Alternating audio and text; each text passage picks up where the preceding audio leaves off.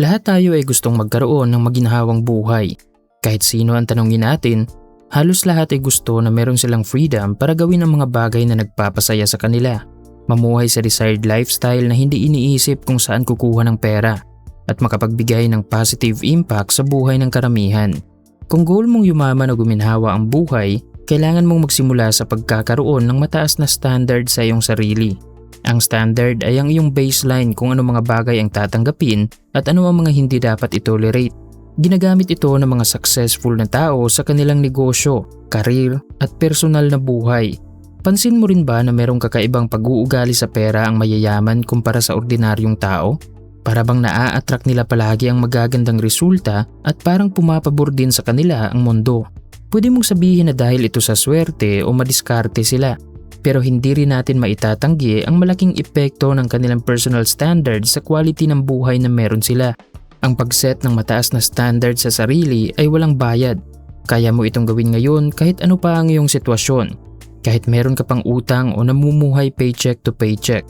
Kailangan mo lang magtiwala sa iyong sarili at maging committed para maabot mo ang uri ng buhay na gusto mo. Kaya mong baguhin ang iyong sitwasyon kung babaguhin mo rin ang iyong standard. Halimbawa, matagal ka nang nagtatrabaho at hanggang ngayon ay wala ka pa ring naiipon. Alam mo kung gaano kabigat sa pakiramdam na parang dumulas lang ang perang pinaghirapan mo ng ilang linggo. Iniisip mo na hindi dapat habang buhay ganito. Kaya naman nag-set ka ng goal at gusto mong magsimula sa pagbuo ng iyong emergency fund. Dahil meron ka ng goal, nag-set ka na rin ng bagong standard sa iyong sarili. Kung dati ay inuuna mo ang gumala at bumili ng kung ano-ano pagdating ng sahod, ngayon ay maingat ka na sa paghawak ng iyong pera. Bago mo pa natanggap ang iyong sahod, ay meron ka ng ginawang budget. Pag-uusapan natin ito in detail mamaya. Ang mga kaibigan mo na palaging nag-aaya ay minsan mo nalang sinasamahan. Natuto ka na ring tumanggi sa financial request ng ibang tao. Kinancel mo na ang iba mong subscriptions. Minsan ka na lang pumupunta sa mga coffee shops at nagte-take out ng pagkain. At kahit hindi ka komportable sa bago mong lifestyle, willing ka na tiisin ito dahil mas priority mo na ang iyong goal. At hindi rin kawala ng iyong dating pag-uugali dahil napalitan ito ng saya, peace of mind at meaning sa ginagawa. Kapag mababa ang standard mo sa trabaho, pera, habits at mga desisyon, bababa rin ang expectation mo sa iyong sarili. Madalas nasasabihin mo na okay na ang maliit na kita, okay na ang laging kapos, okay na puro utang, okay na ang walang savings. At kapag paulit-ulit mong sinanay ang iyong sarili sa ganitong pananaw, darating ang punto na paniniwalaan mo na rin ito hanggang sa maging normal na lang sa'yo ang mababang quality ng buhay. Ang problema kapag walang personal standard ang isang tao, sitwasyon at ibang tao ang nagsiset ng standard para sa kanya. Kung anong sweldo ang dumating, yun ang gagastusin. Kung anong opportunity ang meron, yun ang tatanggapin. Kung anong lifestyle ang nakikita sa paligid, yun ang gagayahin. Kaya kapag nakaranas ng pagsubok, sumusuko ka agad dahil wala siyang malinaw na rule kung ano ang mahalaga sa kanya. Kasabay ng pagkakaroon ng mataas na standard sa sarili ay ang paggawa ng rules. Rules sa kalusugan, sa relasyon natin sa mga tao, sa pera, at iba pang bahagi ng ating buhay. Mahalaga na meron kang rules na sinusunod dahil ito ang nagsisilbing sistema sa standard na gusto mo. Kaya naman sa video natin ngayon, ibabahagi ko sa iyo ang 8 money rules na makakatulong sa iyo para guminhawa ang iyong buhay. Magagamit mo ito sa pagkita ng pera, paghawak ng pera, at higit sa lahat sa pagpapadami ng pera. Kaya make sure na mapanood mo hanggang dulo ang video at ilista mo rin ang mahahalagang aral. Money rule number 1. Huwag kang umasa sa isang source of income. Pagdating sa pagkita ng pera, mahalagang gawin mong rule na hindi aasa sa nag-iisang source. Ang goal dapat natin ay hindi lang ang kumita ng malaki. Kasama rin dapat ang magkaroon ng financial stability. Dahil isipin mo ito, kumikita ka ng sapat, nabibili mo ang iyong mga gusto, napupuntahan mo ang mga lugar na gusto mong puntahan at nababayaran mo lahat ng iyong bills on time. Pero paano kung nagkaroon ka ng sakit o merong pagbabago sa ekonomiya at bigla na lang tumaas ang presyo ng mga bilihin at nawalan ka ng trabaho? Kapag iisa lang ang iyong source of income, titigil din ang lahat kapag nawala ito.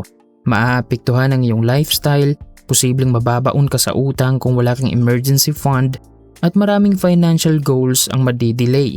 Sinabi ng American investor na si Warren Buffett na if your salary is your only source of income, you're one step away from poverty.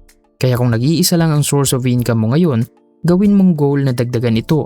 Ang average millionaire ay merong multiple streams of income, galing sa trabaho, negosyo, real estate, stocks at iba pang investments. Pero hindi ibig sabihin na kailangan mong magmadali at magsimula ka agad ng 2 negosyo o 3 passive income streams. Magsimula ka lang sa kung ano ang meron ka ngayon. Kung wala ka pang alam sa pagnenegosyo o wala kang idea kung anong negosyo ang magandang pasukan, mag-ipon ka lang muna at ilagay mo ang iyong ipon sa mga high-yield savings account. Gamitin mo ang iyong free time para mag-aral at mag-develop ng bagong skills. Kung meron ka namang ekstrang pera, huwag mo agad itong gastusin. Mas mabuting idagdag mo muna ito sa iyong ipon para kapag merong income opportunity na darating, meron kang puhunan na magagamit. Tandaan na ang quality ng buhay na darating sa atin ay palaging nakabase sa ating standard at kung ano ang mga desisyon natin ngayon. Money rule number 2. I-upgrade mo ang iyong skills at maging relevant sa market. Dahil sa labor market, hindi sapat na marunong ka lang sa isang bagay o maging kampante sa mga nalalaman mo ngayon. Kailangan mo ring i-consider ang mabilis na pagbabago ng market at dapat mabilis ka ring nakakapag-adapt. Ayon sa isang report ng World Economic Forum noong 2025, halos 40% ng core skills ng mga manggagawa ay inaasahang magbabago pagsapit ng 2030. Habang 63% ng employers ang nagsasabing kakulangan ng skills ang isa sa mga pangunahing hadlang sa pagbabagong ito. Ibig sabihin, ang skill na valuable ngayon ay maaaring magbago paglipas ng 5 o 10 taon. Ang pagiging employable ay hindi isang permanenteng status. Isa ito sa mga bagay na dapat patuloy mong ini-improve. Tandaan mo na ang pera ay resulta lang at palagi itong sumusunod sa value. Kung ang madalas na ginagawa ng karamihan para mapalaki ang kanilang income ay i-extend ang oras ng pagtatrabaho, ang ginagawa naman ng mga mayayaman ay naghahanap sila ng problema na pwedeng gawa ng solusyon. Isipin mo na lang na kapag malaking value ang kayang ibigay ng isang tao, halimbawa meron siyang solusyon sa common na problema ng karamihan, malaking halaga rin ang kanyang maa-attract. Kaya base sa ganitong katotohanan, imbis na mag-focus ka sa idea ng malaking income, mag-focus ka sa mga bagay na nag-a-attract ng pera at opportunity. Tanungin mo ang iyong sarili kung paano ka maging kapaki-pakinabang sa karamihan. Alamin mo ang sitwasyon ng mga tao at gumawa ka ng produkto o magbigay ng serbisyo para magiging magaan ang kanilang buhay. Kapag ginawa mong rule ang ganitong pananaw, maiiwasan mo ang maging complacent. Maiintindihan mo na para tumaas ang value mo sa iba at manatiling relevant sa market, kailangan mo ring gumawa ng constant improvement sa iyong sarili. Kahit 1% improvement lang araw-araw ay sapat na para mabago ang iyong kinabukasan. Money rule number 3. Gumawa ng budget bago dumating ang sahod. Kung ang nakasanayan mo ay hihintayin muna ang sahod bago gagawa ng plano, kailangan mo nang baguhin ito ngayon. Dapat meron ka ng ginawang budget bago ka mag-umpisang gumastos. Halimbawa, kung alam mong 30,000 pesos ang matatanggap mo, bago pa dumating ang araw ng sahod, nakapagdesisyon ka na kung magkano ang perang mapupunta sa ipon, pagkain, kuryente, damit, pamasahe, subscriptions at iba pang mga gastusin. Sa ganitong paraan, maiiwasan mo ng matukso at ma-mismanage ang iyong pera dahil alam mo kung saan ito dapat mapupunta. Malaking tulong ang naibibigay ng paggawa ng budget para mabilis mong maabot ang iyong mga financial goals. Isang magandang starting point ang pag-alam sa 50-30-20 rule na budgeting method na kung saan 50% ng iyong sahod ay mapupunta sa needs, 30% ay para sa wants, at ang 20% ay mapupunta sa ipon at ibang financial goals. Base sa ginawa nating halimbawa na 30,000 pesos na sahod kanina, ang mukha ng iyong budget dapat ay ganito. Ang 15,000 ay nakalaan sa necessities tulad ng pagkain, tubig, kuryente, renta, pamasahe at internet. Ang 9,000 naman ay para sa iyong mga gusto tulad ng pagkain sa labas at pagbili ng bagong damit. At ang 6,000 ay ililipat mo sa separate na savings account para sa emergency fund. Dahil magkaiba tayo ng sitwasyon at priority, mas mahalagang ikaw mismo ang mag-allocate ng percentage sa iyong needs, wants at savings. Kung priority mo ang mag-ipon at wala ka pang maraming responsibilidad, pwede kang maglaan ng 40% sa savings, 40% sa needs at 20% sa wants. Depende sa iyo kung ano ang nababagay sa iyong sitwasyon at kung anong budget ang tunay na gagana. Marami ang kinukontrol ng pera dahil wala silang malinaw na sistema kung paano ito i-manage. Kaya simula ngayon, gawin mong rule ang paggawa ng budget bago pa dumating ang iyong sahod. Ang kagandahan kapag meron kang budget na sinusunod ay magiging balanse ang iyong paggastos. Nabibili mo ang iyong mga kailangan at mga gusto habang binubuo ang iyong goal sa long term. Money rule number 4. Iwasan ang lifestyle inflation. Isa sa common na nangyayari ng karamihan kapag tumaas ang income ay automatic din ang pagtaas ng kanilang gastusin. Ito ang tinatawag na lifestyle inflation.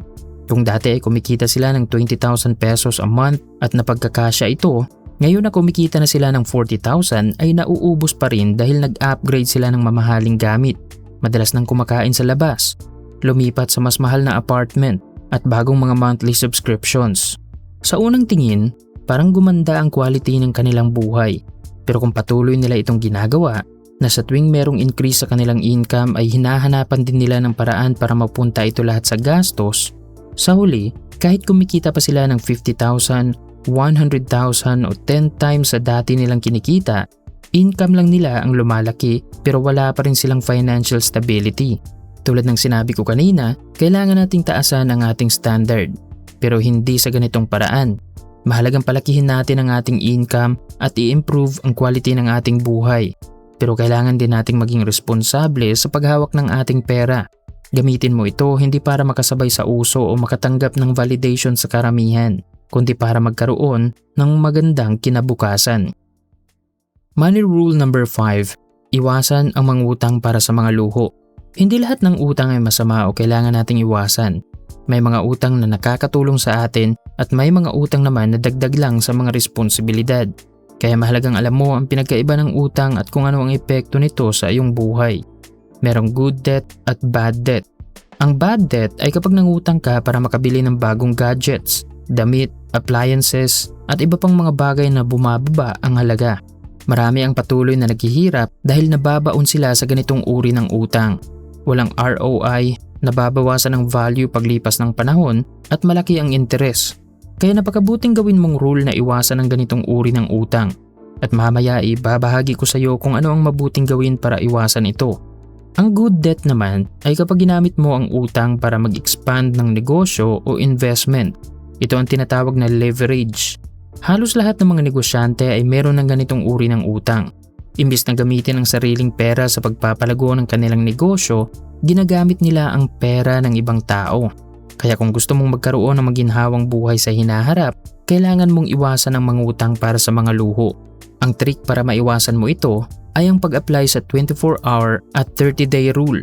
Sa tuwing meron kang napupuso ang mga gamit, huwag mo agad itong bilhin. Sa mga maliliit na gamit ay maghintay ka muna ng 24 hours para pag-isipan ito. At 30 days naman para sa mga mamahaling gamit. Ang mangyayari kapag in-apply mo ito ay makakagawa ka ng mabuting desisyon dahil nawala na ang impulse o ang matinding emosyon sa pagbili. Isipin mo na ang mga magagandang gamit ay hindi yan mawawala.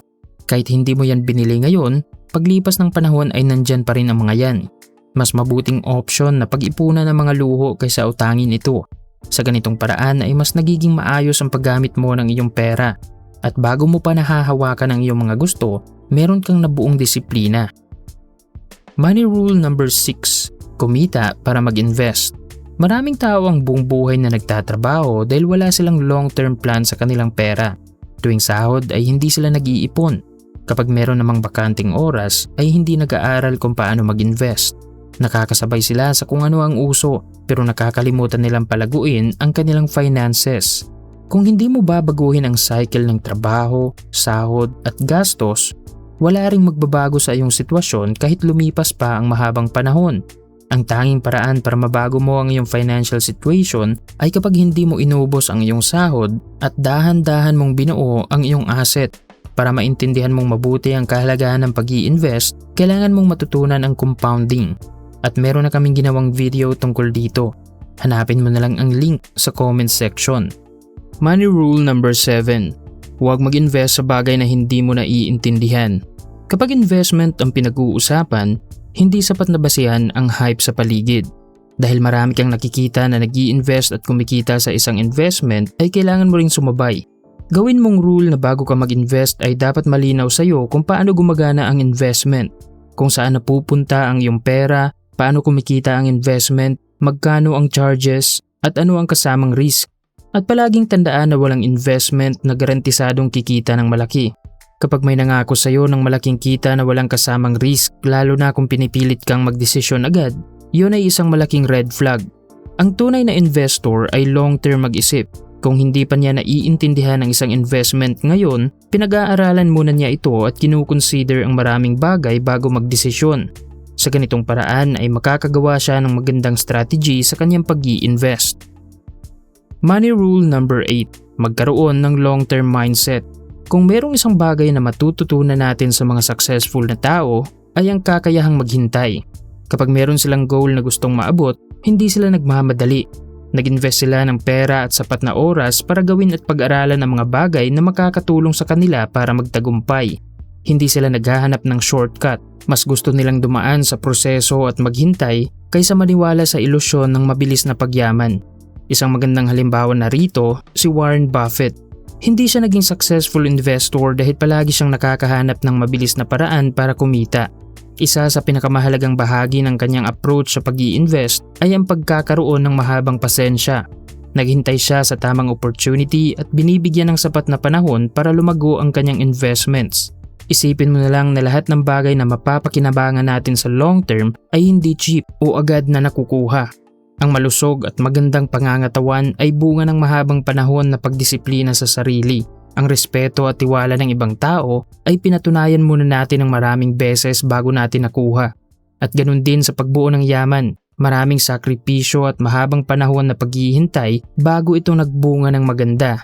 Ang pagkakaroon ng long-term mindset ay maa-apply mo sa lahat ng goal na gusto mong maabot at matutulungan ka rin itong ma-improve ang quality ng iyong mga desisyon. Mas pipiliin mo ang mag-invest ng sapat na oras para mag-develop ng bagong skills. Unahing mag-ipon bago gumastos. Unahing buuhin ang asset kaysa luho at hindi minamadali ang pag-i-invest. At yan ang 8 rules na pwede mong sundin para magkaroon ka ng maginhawang buhay. Sa 8 money rules na tinalakay natin, alin sa mga ito ang marami kang natutunan at gusto mo ring i-apply simula ngayon? Magbigay ka ng iyong comment sa ibaba. Sana ay marami kang natutunan sa video natin ngayon. Huwag kalimutang mag-subscribe para lagi kang updated sa bago naming videos.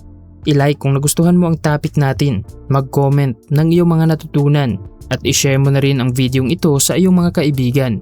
Maraming salamat sa panunood at sana ay magtagumpay ka.